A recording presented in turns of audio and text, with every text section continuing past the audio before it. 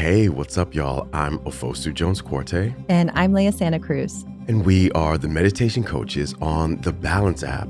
And this is our weekly show, Well Balanced, where we explore ways to live a healthier and happier life. And Happy New Year, Ofosu.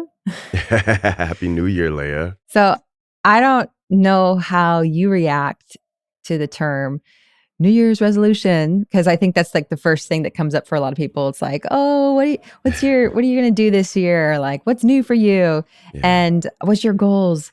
But I think that it's been something historically that I've made maybe unrealistic goals for. And I personally have been looking at how can I set intentions for the upcoming year, because it really does feel like this fresh start, right? Yeah. I mean, I think it's completely natural to want to create goals for the new year, especially when you do have that feeling of a clean slate or just a new opportunity. But one thing that I know from my own experience, it always leaves me with a sense of like disappointment in some way, shape, or form. Like I either drop the resolution or things don't pan out the way that I had envisioned them or something else. But it doesn't mean that I haven't approached the new year as an opportunity to make a fresh start. Yeah. So to kick off 2023, I think we should keep that inspiration going from last week's guest interview with Susanna Conway. And if you hadn't heard, Susanna talked with us about finding a word for the year to represent our intentions going forward into 2023. But instead of picking a typical New Year's resolution, the goal is to find a word of inspiration that feels like a guiding light, or like she said, like a hug. And I've done this for about 8 years now. And so I'm excited to have all of you joining me this year, and you, Ofosu. Yeah. And the big question I had when I started doing this was, okay, I found my word. Now what? So that's exactly what we're going to talk about today, how to use your word throughout the year.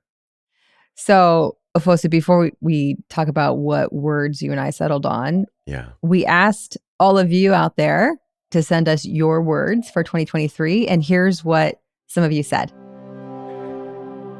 Hi, Leah. Hi, Ofosu. My name is Bonnie. My intention word is actually 2 words, good enough. So what people say, what people do, who I am, and what I do, I want to just have peace knowing that it is all good enough. My word for 2023 is going to be purpose. I really want to use this year to figure out what my values are, what kind of mark I want to leave on the world, and start connecting with people that feel like they're driving me towards making a difference in the world. My word for 2023 is reinvention. I cannot wait to reinvent myself for the new year. My 2023 word is chill. I'm a 69-year-old woman who really overreacts. This coming year, however, I am committed to being more calm. My intention for the new year is permission. Permission to allow myself moments of joy and comfort, but also moments of sadness and anxiety, and recognize that those are all part of the human experience. My word for 2023 is exploration. My daughter is just learning how to walk and is curious about everything, so I'm excited to explore the world anew with her in the year to come. I love that the majority of these, and for the most part, it's less about an outward activity or some sort of thing outside of me. Like, I'm going to play guitar, or I'm going to lose this number of pounds, or I'm going to gain this much money. It's more about the inner work. Yeah. It's like the state of being that we want to step into. Yeah. I think it's a much healthier and broader, kinder path. Even a word like reinvention looks like we're getting close to some kind of like resolution idea, but really it's just giving yourself the opportunity to change and to become something new. So I mean, all of these, the word permission, all of these were really, really powerful. Yeah. Yeah. And thanks to everyone who sent us your words for the year. We couldn't actually play all of them, but we were listening and inspired by each and every one. And we want to stay in touch with how your words follow you. We should definitely do like a 6-month check-in. Yeah. And just see how it's going for us and see how it's going for y'all. So, yeah. Well, Leah, speaking of which, I know we had some words in the episode where we were talking with Susanna. I'm curious, did you land on a word? Yeah. So I landed on 2 words that I felt like both of them were so important to me, but the biggest one was joy. Wow. And I thought flow would be the first one, and that's my second word. It's like my backup. But joy actually kind of bubbled up effervescently as the key word. And I think about the areas that I want to see more enrichment is like my relationship with my husband after going through COVID and a pregnancy. And, now we have a 2-year-old. We're sort of at this space now where we're like, okay, we got things are flowing or flow, there goes that word again. But let's find that reconnection with each other that we had before baby came along. And also only doing things in my work that bring me joy. Yeah. Which includes delegating and giving, trusting others to help support me in the areas that don't bring me joy, but might bring that person joy. Yeah. So it really seeps into every area. And the flow part was all about finding that nice state between having enough challenge to keep me engaged and inspired and creative, and then also not overwhelming me by putting too much on my plate. So it's that right, perfect middle ground.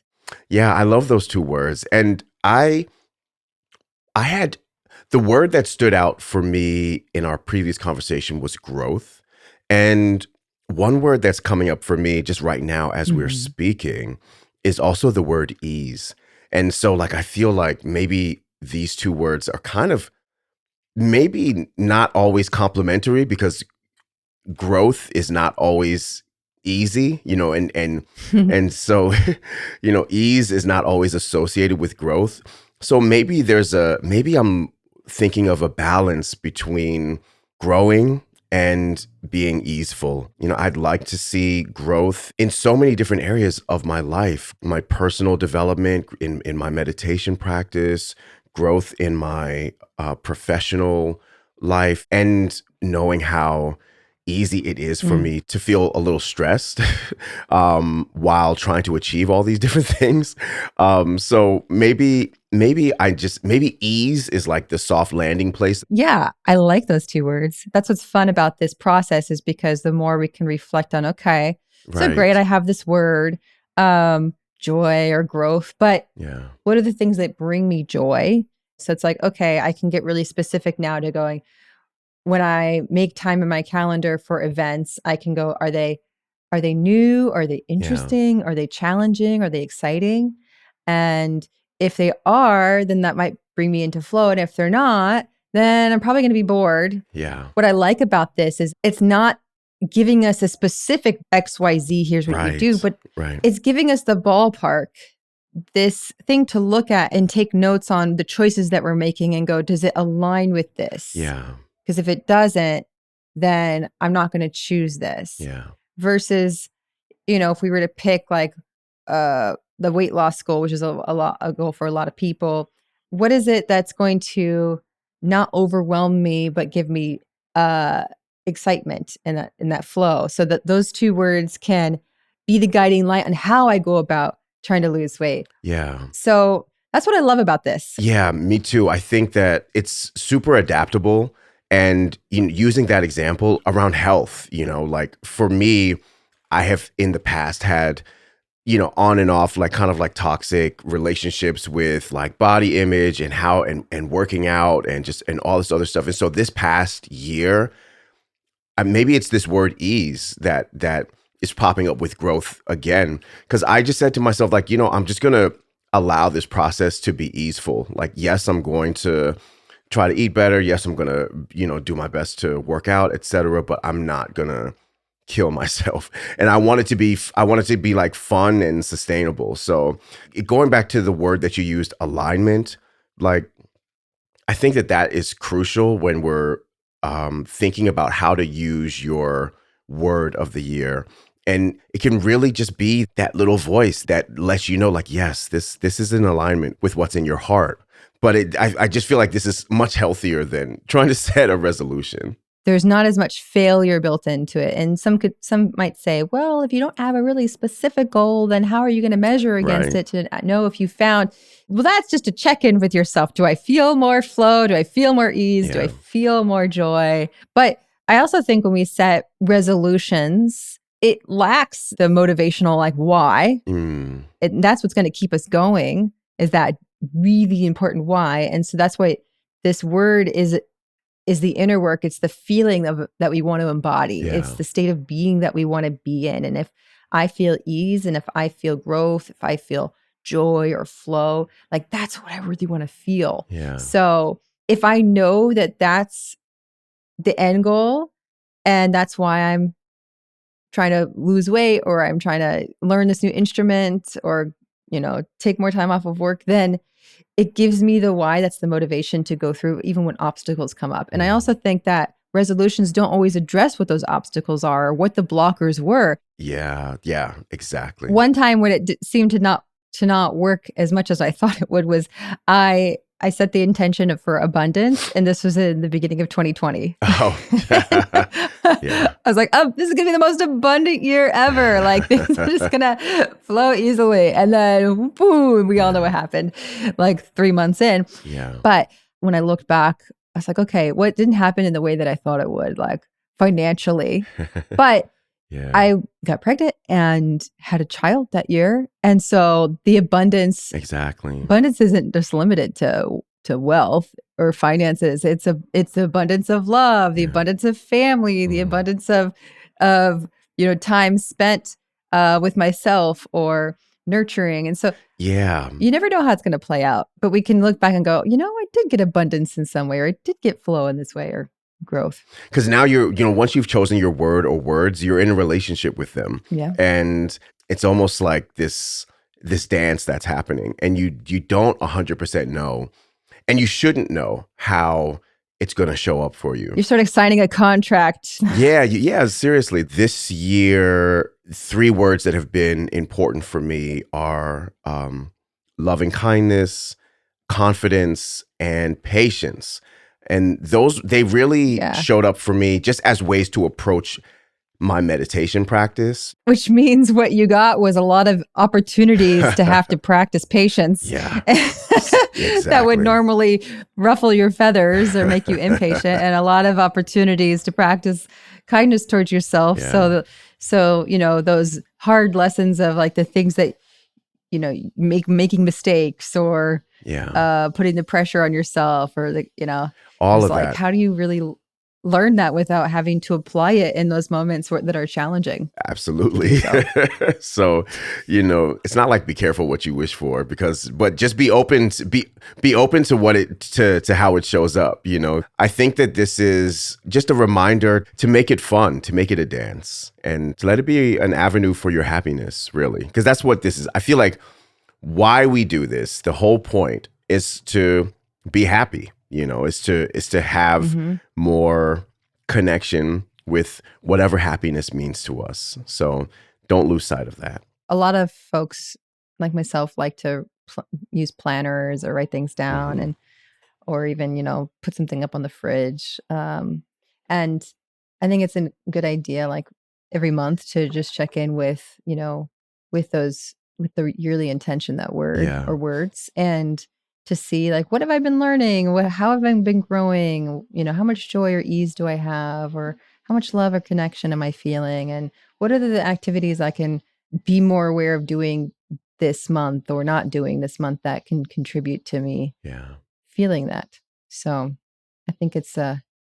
something we continue to come back to. I think something that would be helpful in this process also is to have, like, an accountability partner. Like, do this with somebody else, or do this with other people. Like, after I jump off here, I'm gonna, hopefully my family's still having dinner and I can sneak into the last 10 minutes of it. But I'll start that conversation with all of them, like, hey, what do you think your word for the new year can be? And we can all just keep checking in on it. Maybe everybody can write their word down, maybe all on one big canvas, and we can just put it in a prominent place and look at it from time to time and just say, hey, how's it going? They can motivate you, encourage you, support Absolutely. you. Yeah. Remind you when they see you getting off track and you might not realize. But, as long as they're doing it with love and support, not with like someone who, saps your energy. Yeah. Thank you so much for all of you for sharing your words with us and inspiring us. And thank you, Leah, for sharing yours with me.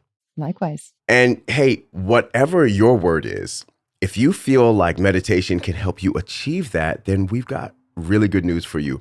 We are running our biggest sale ever on the Balance app, and you can get 75% off lifetime access to our personalized meditation and sleep guidance for a limited time.